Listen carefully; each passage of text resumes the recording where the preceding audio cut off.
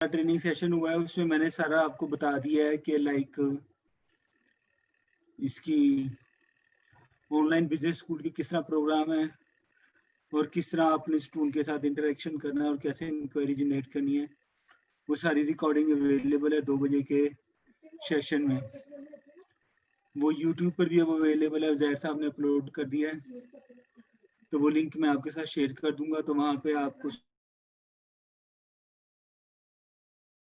मैं आपको सिर्फ ये बताऊंगा कि वीज़ा वाले एडमिशन किस तरह होंगे, ऑन कैंपस स्टडी में एडमिशन किस तरह होते हैं और उसका क्या तरीका कार है, वो इंक्वायरियाँ कैसे आपने हैंडल करनी है और कैसे हमारे साथ कोऑर्डिनेशन करनी है अपने टीम लीडर के साथ, ताकि आप एडमिशन करवा सकें और आपको कमीशन मिल सके।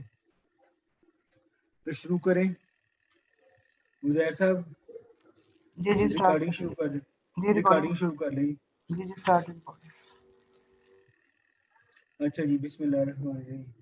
अब अभी मैं जो आपको बताने लगा हूँ ये बताने लगा हूँ यूके में ऑन कैंपस वीज़ा वाले एडमिशन किस तरह होते हैं और उसका क्या तरीका कार है। आपको किन किन चीज़ों को ध्यान में रखना है जब आप स्टूडेंट के साथ इंटरेक्शन कर रहे हैं। एज ए एडमिशन ऑफिसर आपको किन किन बातों का ख्याल रखने की ज़रूरत है।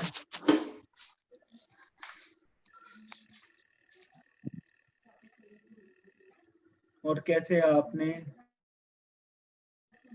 उनको रिस्पॉन्स देना है। सबसे बड़ी बात यह है कि ज़्यादातर लोगों का बहुत रुझान है कि वो यूके पढ़ने जाएं। अब पढ़ने जाने के लिए जब आप एक इंग्लिश कंट्री में जा रहे हैं तो सबसे पहले आपको इंग्लिश आनी चाहिए। यहाँ पर जो भी आपकी क्वालिफिकेशन है, आप इंटरमीडिएट है, आपने बीकॉम किया है, आपने बीबीए किया है, आपने एमएससी किया है, आपने एमबीए किया हुआ है, आप आगे पीएचडी में स्टडी करना चाह रहे हैं या आप पोस्ट ग्रेजुएट स्टडी में जाना चाह रहे हैं या आप अंडर ग्रेजुएट स्टडी स्टार्ट करना चाह रहे हैं, तो पहली बात ये में रखें कि आपके पास आइल्स होना चाहिए। आइल्स क्या चीज़ है? IELTS stand for international English language testing system. International language testing system दो तरह का होता है। इंग्लिश आइल्स दो तरह का होता है, एक जर्नल होता है और एक एकेडमिक होता है। तो जो बच्चे स्टडी के लिए जाना चाहते हैं, स्टूडेंट जो यूके में लाइक आइल्स करना चाहते हैं, तो उन्हें एकेडमिक आइल्स करने की ज़रूरत है, जनरल आइल्स की ज़रूरत नहीं है। जनरल आइल्स लाइक अगर आप इमिग्रेशन अप्लाई कर रहे हैं ऑस्ट्रेलिया में या आप कनाडा में इमिग्रेशन अप्लाई कर रहे हैं तो वहाँ पे आपको जनरल आइल्स की ज़रूरत पड़ती है। अगर आप स्टडी के लिए जा रहे हैं तो आपको एकेडमिक आइल्स की ज़रूरत पड़ती है। आइल्स के टोटल 9 बैंड होते हैं। 9 बैंड में से आपने रिक्वायर्ड स्कोर रिक्वायर्ड बैंड लेना होता है। रिक्वायर्ड स्कोर आपको चाहिए होता है। अब मैं आपको बताता हूँ कि अंडर ग्रेजुएट स्टडी के लिए कितना आइल्स का स्कोर होना चाहिए, पोस्ट ग्रेजुएट स्टडी के लिए कौन सा कितना स्कोर होना चाहिए। ये सब इस सेशन में मैं आपको समझाऊंगा, बतलाऊंगा, ताकि जब भी स्टूडेंट आपको कहे कि जी मैंने आईकॉम किया हुआ, आईसीएस किया हुआ है, मैंने यूके पढ़ने जाना है, तो आप सबसे पहले सवाल करें जी आपने आइल्स किया हुआ है, तो वो बताएगा आपको कि हाँ है और नहीं। अगर वो नहीं कहता तो आप उसे कहें जी आइल्स करें। अब वो जब वो आइल्स करेगा तो वो आइल्स में कितना उसका स्कोर कितना बैंड होना चाहिए वो मैं आपको बताने लगा हूँ। अंडर ग्रेजुएट डिग्री के लिए अगर आपने पाकिस्तान से इंटरमीडिएट किया हुआ है या आपने 2 साल वाला बीए या बीकॉम किया हुआ है, 2 साल वाला बीकॉम भी अगर आपने किया हुआ है तो आप अंडर ग्रेजुएट डिग्री में एडमिशन आपको मिल सकता है यूके की। लेकिन अगर आपकी 4 साल की अंडर ग्रेजुएट डिग्री है, लाइक बीबीए आपने किया हुआ 4 साल वाला, तो आप 16 साल की क्वालिफिकेशन आपकी हो जाती है, तो आपको एमबीए में दाखिला मिल सकता है यूके में। एमबीए या एमए बिजनेस मैनेजमेंट या MSc accounting and finance in area में आपका एडमिशन हो सकता है। तो अंडर ग्रेजुएट डिग्री के लिए आप पहला जेन में रखें कि 6.0 आइल्स की जरूरत होती है। 6.0 आइल्स का मतलब है कि 6 का बैंड होना चाहिए, आपका स्कोर 6 होना चाहिए अंडर ग्रेजुएट डिग्री के लिए। लेकिन अगर आपने MBA, MSc और MA की स्टडी के लिए आपने एडमिशन लेना है तो आपका आइल्स का बैंड 6.5 होना चाहिए। अब यहाँ पर सवाल पैदा होता है कि वो बच्चे जिन्होंने FA या ICS या ICOM किया हुआ है वो कौन से कोर्स में जा सकते हैं। तो उसका ही मैं आपको बताता हूँ, वो फाउंडेशन प्रोग्राम में जा सकते हैं, क्योंकि UK में A लेवल 13 ईयर्स की एजुकेशन है और उसके बाद 3 साल की अंडर ग्रेजुएट डिग्री है, तो ये टोटल 16 साल की तालीम बन जाती है। पाकिस्तान में डिग्री है तो ये आपकी 16 साल की डिग्री बन जाती है। लेकिन इंटर के बाद FA या ICS ICOM के बाद आप क्या कर सकते हैं, तो आप फाउंडेशन कोर्स कर सकते हैं। फाउंडेशन 1 साल का होता है, इसको फाउंडेशन प्रोग्राम भी कहते हैं, फाउंडेशन कोर्स भी कहते हैं।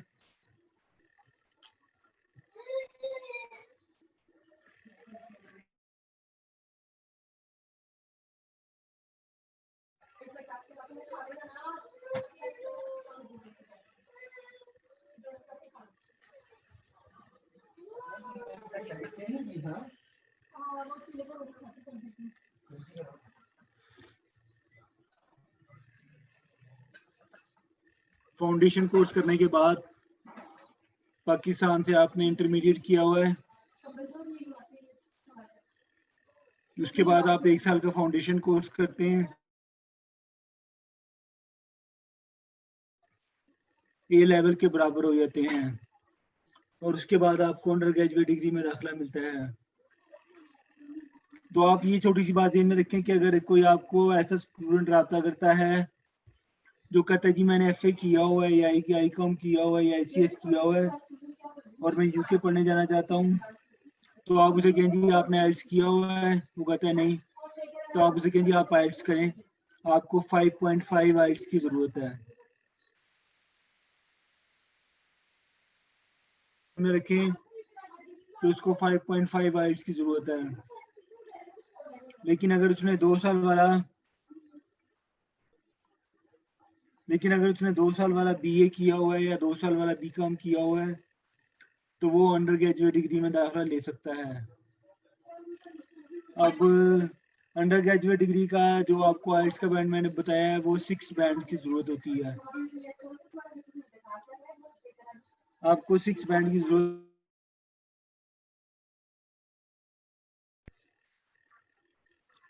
अगर आप अंडर ग्रेजुएट डिग्री में दाखिला ले रहे हैं BA BSc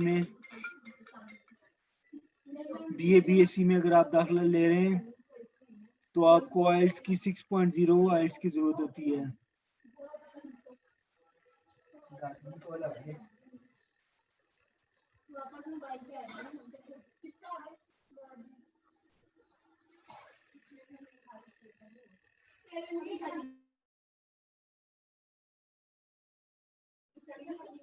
आइल्स बहुत जरूरी है एडमिशन लेने के लिए। अगर आपके वो बच्चे जो वीजा लगवा कर UK पढ़ने जाना चाहते हैं, आइल्स का होना बहुत जरूरी है और आइल्स के बगैर आपका एडमिशन नहीं होता है। अब यहाँ पे आपको बहुत से फ्रॉडिये स्टूडेंट भी मिलेंगे, उनके दिल में अरमान तो है कि वो UK जाके जाएं, लेकिन वो आइल्स वो आपसे निगोशिएट करेंगे, आपसे बात करेंगे, आपसे आर्गूमेंट करेंगे कि बगैर आइल्स के मेरा दोस्त चला गया जी, मेरा भी दाखिला करवा दें UK। तो ऐसा कुछ नहीं होता है, आइल्स का होना मस्ट है। अगर आपने पाकिस्तान में A लेवल किया हुआ है तब आपका आइल्स एग्जाम हो जाता है, क्योंकि UK की क्वालिफिकेशन है A लेवल। उसका उसकी एग्जामिनेशन भी यूके से ही होती है, तो ए लेवल के स्टूडेंट को आइल्स की जरूरत नहीं होती है। लेकिन दूसरे स्टूडेंट जिन्होंने आई कॉम किया हुआ है, ICS किया हुआ है, BA किया हुआ है, BCom किया हुआ है, उनका medium of instruction, medium of study English नहीं है, तो उन्हें आइल्स की जरूरत है। तो यहाँ आपको बेशुमार इस तरह के स्टूडेंट मिल जाएंगे, वो कहेंगे जी मेरा दोस्त वगैरह आइल्स के गया।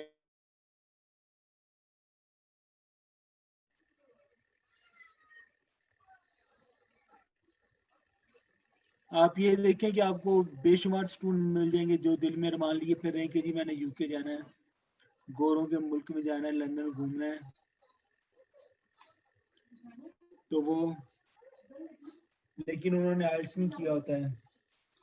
तो पहले तो आप उन्हें कहें जी आइल्स करें, लेकिन अगर वो आपसे जिद करे, बहस करे, नहीं जी मेरा तो दोस्त वगैरह आइल्स के चला गया है, मेरा भी उसी यूनिवर्सिटी में दाखिला करा दें। और उमूमन जो स्टूडेंट यूके पढ़ने जाते हैं वो ये भी ध्यान में रखते हैं कि उनके अंकल ब्रेडफोर्ड में रहते हैं, लूटन में रहते हैं या लंदन में रहते हैं, तो उनकी प्रेफरेंस ही होती है कि जी आप मेरा दाखिला उस लंदन में करवाएं, जी मेरा दाखिला ब्रेडफोर्ड में करवाएं, मेरा दाखिला हडर्सफील्ड में करवाएं, मेरा दाखिला वॉल्वरहैम्पटन में करवाएं। ये यूके के मुख्तलिफ शहरों के नाम मैंने आपके सामने लिए हैं। तो स्टूडेंट अपनी प्रेफरेंस बताता है कि जी मेरा इस शहर में दाखिला करवा दें किसी यूनिवर्सिटी में। उसकी रीज़न क्या होती है? उसकी रीज़न ये होती है कि वो अगर यूके जाता है पढ़ने तो वहाँ पे उसको उसकी खाला, मामू, पप्पो, चचा या मामू का घर उसका वहाँ पे यूके में होता है, तो वो उनके घर जाके रह लेगा।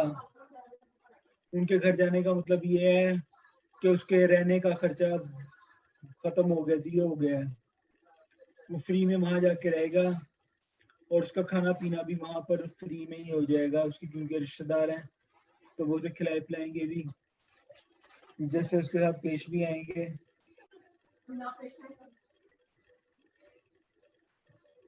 तो ये लोगों की प्रेफरेंस होती है कि मैंने लंदन में जाना है, मैंने ब्रेडफोर्ड में जाना है। यहाँ पे मैं आपको बताता चलूँ कि यूके में ब्रेडफोर्ड एक ऐसा शहर है जहाँ पाकिस्तानी कसीर तादाद में रहते हैं। A lot of Pakistanis are living there. तो लोगों की जेन में ये भी इंटेंशन होती है कि मैं ब्रेडफोर्ड जाऊं, वहां मेरे मामू खाला या फुप्पो रहती हैं, पहले मैं उनके साथ जाके रहूं, तो मेरा रहने का खर्चा जो मैं हॉस्टल में रहूंगा यूनिवर्सिटी के या प्राइवेट अकोमोडेशन लूंगा रहने के लिए, वो पैसे बच जाएंगे।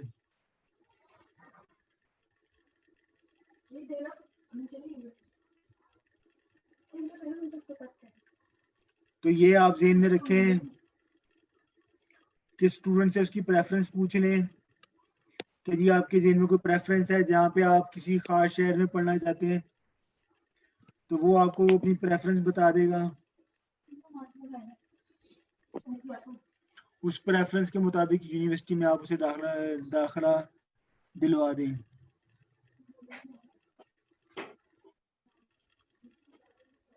एक स्टूडेंट कहता है जी मैंने मैनचेस्टर जाना है, मैनचेस्टर वाली यूनिवर्सिटी में दाखिला दिलवा दें।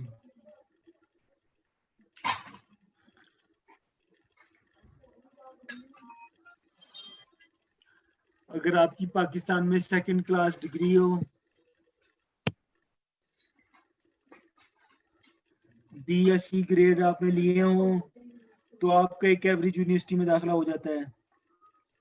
लेकिन आप चाहते हैं आप वहाँ पे यूनिवर्सिटी ऑफ कैम्ब्रिज या यूनिवर्सिटी ऑफ ऑक्सफोर्ड में आप पढ़ना चाहते हैं, तो उसके लिए आपका फर्स्ट डिवीजन में डिग्री होनी चाहिए, A ग्रेड में आपके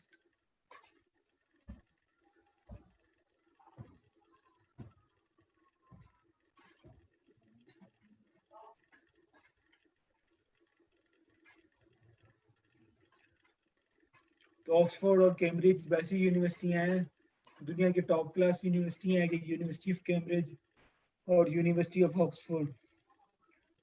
इसमें दाखिले के लिए आपकी ग्रेड्स हाई होने चाहिए, वगरना नॉर्मल यूनिवर्सिटी में आपका एडमिशन हो जाता है।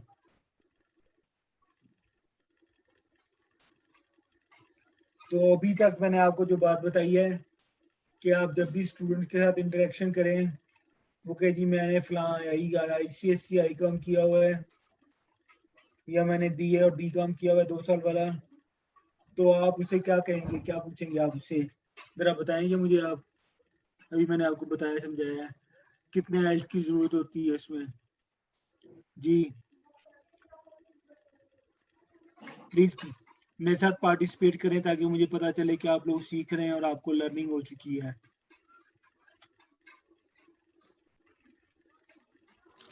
मुझे एक क्वेश्चन था कि जिस तरह भी आपने कहा कि जो जिन्होंने O लेवल्स या A लेवल्स किया हुआ है उनके लिए आइल्स की एग्जाम्पशन है, क्योंकि वैसे जनरली तो आइल्स जो आंसर सिर्फ 2 साल के लिए वैलिड होता है ना, 2 साल के बाद आपको दोबारा अटेम्प्ट करना पड़ता है। तो किसी ने अगर MBA में एडमिशन लेना है तो उसका जो OA लेवल्स है उसको तो किए कोई आई गेस 6 साल हो गए होंगे, तो उसका होगा अलाउ बीच में उसको, या उसका क्या हिसाब किताब होगा, या 6 साल के बाद भी वैलिड होगा उसका OA लेवल आइल्स के उसमें?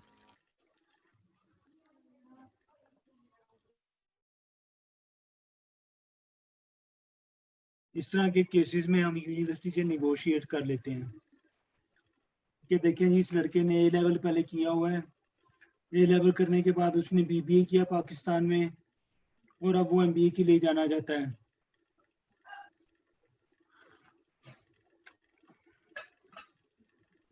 फॉर एग्जाम्पल उसने पंजाब यूनिवर्सिटी से BBA किया है 4 साल का और उससे पहले उसका A लेवल था, तो अब उसको IELTS की जरूरत है या उसका IELTS एग्जाम्प्ट होगा, ये सवाल पैदा होता है। बिल्कुल। तो उसमें हम ये कर सकते हैं कि उसका A लेवल का रिजल्ट लगाएं साथ, यूनिवर्सिटी ऑफ पंजाब से जहाँ से वो पढ़ा है वहां से एक सर्टिफिकेट लेके दे दें, जिस कॉलेज से मसलन उसने LA कॉलेज ऑफ कॉमर्स से पढ़ा है वो, वहां से सर्टिफिकेट उसको प्रिंसिपल इशू कर दे कि इसने जो BBA किया हुआ है वो सारा इंग्लिश में पढ़ा है, मीडियम ऑफ इंस्ट्रक्शन जो था वो टोटली इंग्लिश था। तो इस तरह के केसेस में हम IELTS को एग्जाम्प्ट करवा सकते हैं।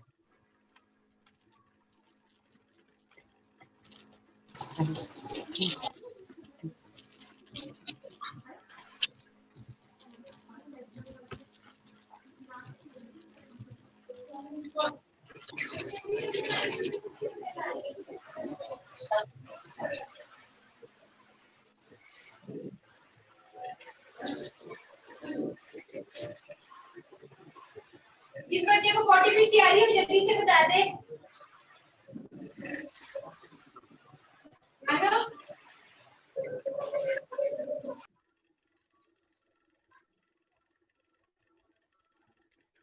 जी ये पॉइंट क्लियर हुआ है ज़ाहिर साहब आपको?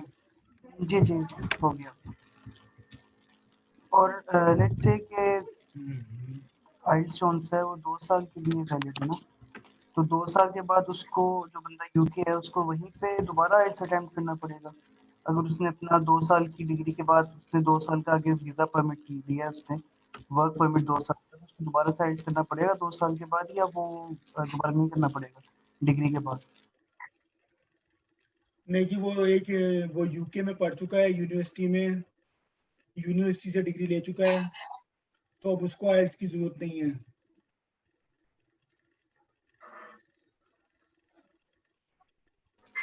ठीक है, ओके।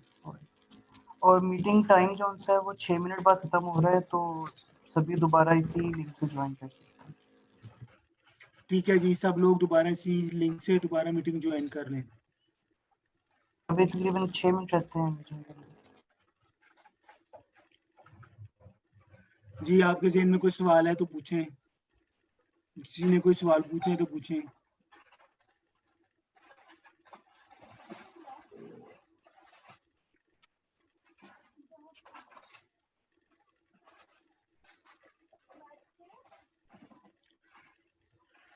तो यहाँ ये पॉइंट क्लियर हो गया आपको कि एडमिशन करवाने के लिए आइल्स की जरूरत होती है।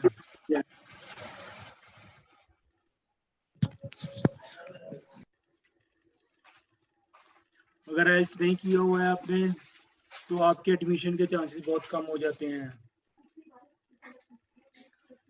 कुछ सर्टेन केसेस में आइल्स एग्जाम्प्ट हो सकता है और वो डिपेंड करता है कि आपकी डिग्री किस तरह की आपने कहाँ से ली है।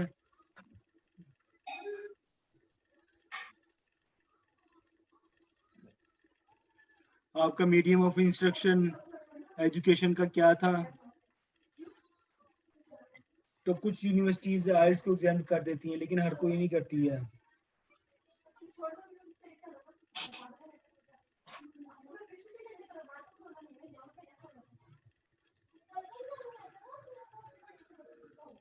लेकिन फिर इट्स मींस कि आइल्स जरूरी है सर इसमें फिर। जी आइल्स जरूरी है, बहुत जरूरी है। तो कम से कम कितना बैंड होना चाहिए, 6 या 6.5 से अबव?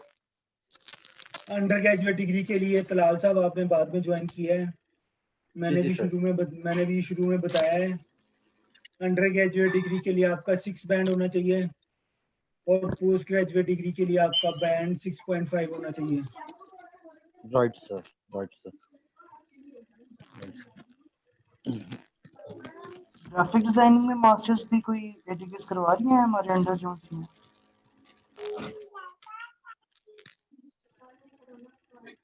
जी क्या पूछा आपने, ग्राफिक डिजाइनिंग में क्या?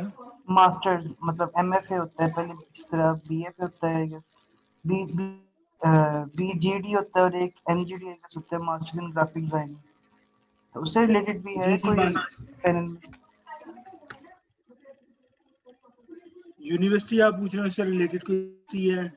जी जी, मतलब जो ओबीएस के अंडर जिस तरह हमारी एफिलिएशन है काफ़ी यूनिवर्सिटीज़ के साथ, तो हमारे पैनल में कोई ऐसी यूनिवर्सिटी है जो ग्राफिक डिजाइनिंग में मास्टर्स करवा रही है?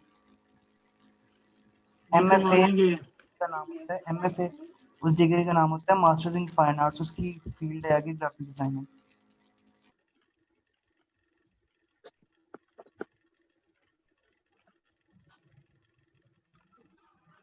ये एडमिशन हो जाए तो उसके लिए भी 6 बैंड ही चाहिए, 6 जो मास्टर्स के लिए ना, वही इम्प्लीमेंट होगा। मास्टर के लिए 6.5 आइल्स। ठीक है, ऑलराइट।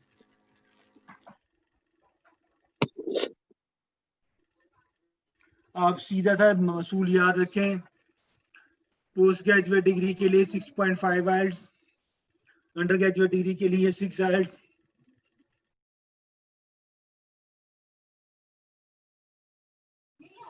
उसको 5.5 आइल्स चाहिए। ये 3 आइल्स बैंड आपको रिक्वायर हैं।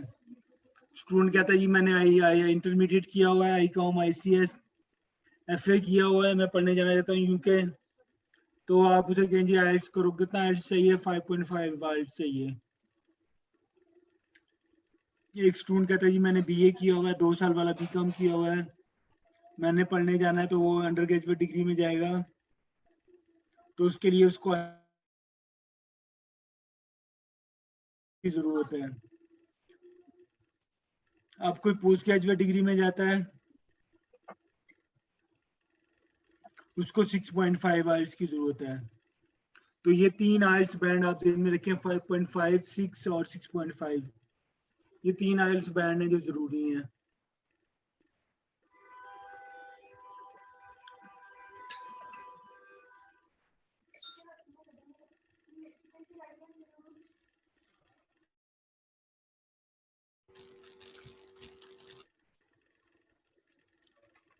जब भी स्टूडेंट आपसे रब्ता करे तो आपने उससे 2-3 सवाल पूछने हैं।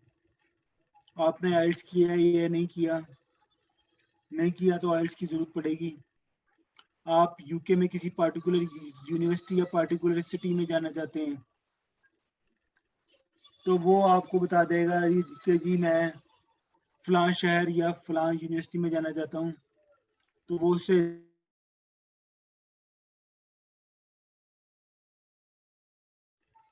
कि जी आपके पास पैसे हैं पढ़ाई के, अब पढ़ाई के लिए जो फीस जो खर्चा होता है वो सिर्फ फीस का खर्चा नहीं होता, वहां पे रहने का भी खर्चा आपके पास होना चाहिए, आपके पास बैंक में इतने पैसे होने चाहिए। बैंक स्टेटमेंट भी नेसेसरी है, मतलब जिस तरह कुछ यूनिवर्सिटीज कहती हैं कि सम मिलियंस की बैंक स्टेटमेंट चाहिए, 5 मिलियन या 4 मिलियन के इस तरह से। ऐसा ही है जी, आपको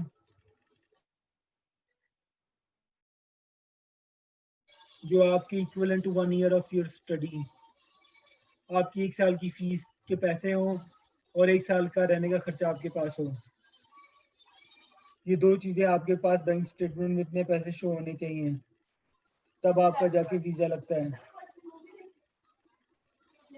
अभी तक मैंने जो आपको बातें बताई हैं वो सारी एडमिशन से रिलेटेड बताई हैं। अब इसके बाद नेक्स्ट स्टेप जो है वो वीजे का है। वीजे के लिए क्या जरूरत होती है वो मैं आपको बताने लगा हूँ। वो अगली वो आप मीटिंग में समझें। करते हैं, क्योंकि ये मीटिंग खत्म होने लगी है। वो अगली मीटिंग में अभी मैं स्टार्ट करता हूँ तो उसमें देख लें, इसी मीटिंग को अगर कंटिन्यू कर लें तो एक ही मीटिंग में हम ये फाइनलाइज कर देते हैं। नहीं, वो दोबारा से जनरल लिंक डिस्कशन है। ज्वाइन होगा।